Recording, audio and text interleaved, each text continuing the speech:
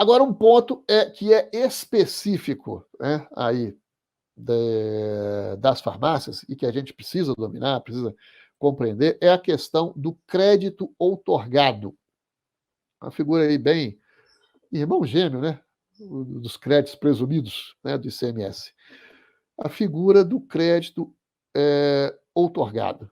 Lei Complementar 160, do dia 7 de agosto de 2017. Dispõe sobre o convênio que permite aos estados e ao Distrito Federal deliberar sobre a remissão dos créditos tributários decorrentes de incentivos, benefícios fiscais ou financeiros. O que ocorre? Vamos lá para o artigo 9º dessa lei complementar, né?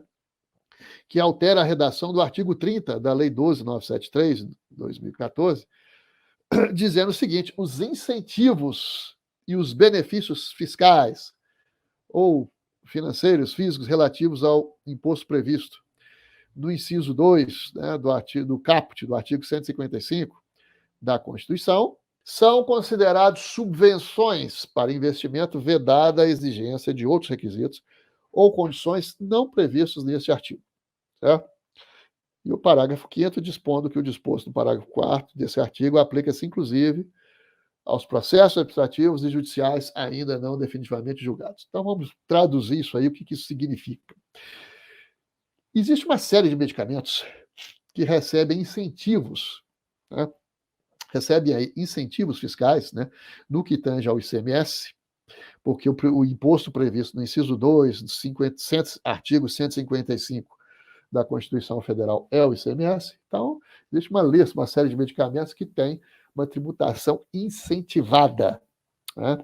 Ou seja, deveria estar pagando uma alíquota, normalmente ele pagaria uma determinada alíquota, mas em razão de incentivos fiscais, de incentivo fiscal, está pagando uma alíquota mais baixa, uma alíquota reduzida. A questão é, se a empresa está pagando uma alíquota reduzida de ICMS, isso vai aumentar a sua margem, vai aumentar o seu resultado.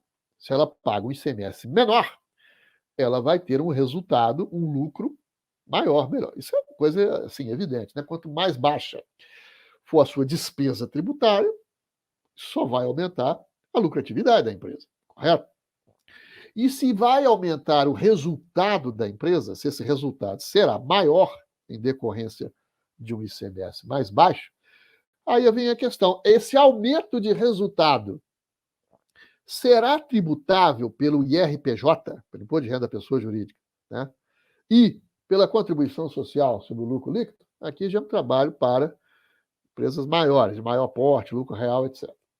Esse aumento de resultado é tributável pelo Imposto de Renda da Pessoa Jurídica e contribuição social sobre o lucro? Olha, a mim parece evidente que não. Que não. Por quê? Porque esse dispositivo legal equiparou esse incentivo fiscal, né, a uma subvenção para investimento. E as subvenções para investimento não são base de cálculo de imposto de renda e nem da contribuição social sobre o lucro.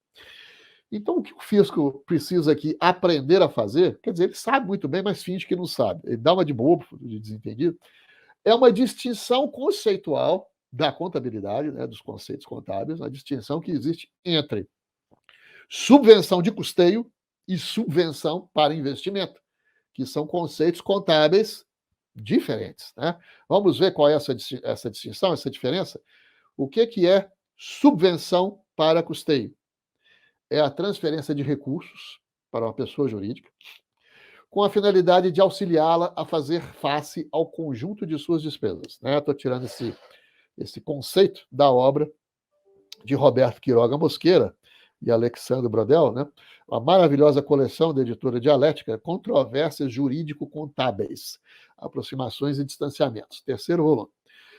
Então, o Estado pode dar incentivos, pode fazer aportes, transferir recursos com a finalidade de auxiliar a empresa a enfrentar a sua despesa, né? Ou seja, auxiliá-la a sobreviver, a enfrentar a sua despesa. A preocupação aqui é a sobrevivência da empresa. E a subvenção para investimento, ela tem um caráter diferente, uma finalidade diferente. é a transferência de recursos para uma pessoa jurídica com a finalidade de auxiliá-la, não nas suas despesas, mas sim na aplicação específica em bens ou direitos para implantar ou expandir empreendimentos econômicos. Né? Então, a concepção que está de acordo com o parágrafo 2º do artigo 38 do Decreto-Lei 1598, que trata de imposto de renda, que foi incorporado também ao regulamento do imposto de renda. Né? Também tirei esse conceito da mesma obra. Okay? Então, minha gente, veja aqui, se é uma subvenção para investimento, né, que é aplicável, aplicação específica para implantar, para expandir empreendimentos econômicos, é inerente ao conceito da subvenção para investimento que ela não sofre incidência do IRPJ e da CSLL. Porque que incentivo é esse, né? Ou que expansão econômica será essa se o incentivo for tributário? Entra de um lado e sai de outro. Então, não haverá expansão. Né? Tudo bem, então, no conceito para subvenção para investimento, é inerente a esse conceito a não tributação, a não incidência nem do IRPJ e nem da CSLL.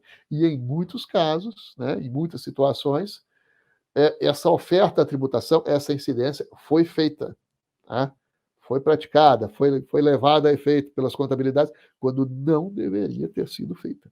E se não deveria ter sido feita, nós temos aí uma oportunidade para recuperar esse pagamento indevido de imposto de renda e de contribuição sobre o lucro dos últimos 60 meses, em relação a todos esses medicamentos que têm tributação incentivada, então a alíquota mais baixa.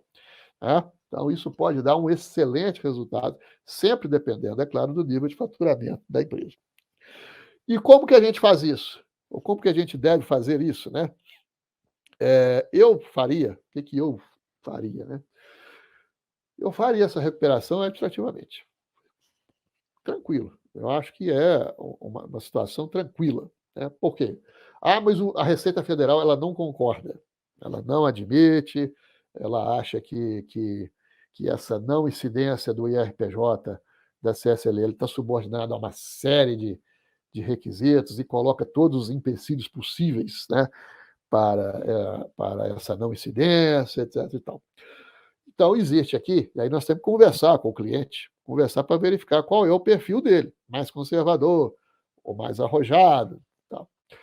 Porque poderá vir, a gente pode fazer esse trabalho administrativamente, mas poderá vir uma autuação fiscal. Se o fisco não concorda, ele pode autuar. Né?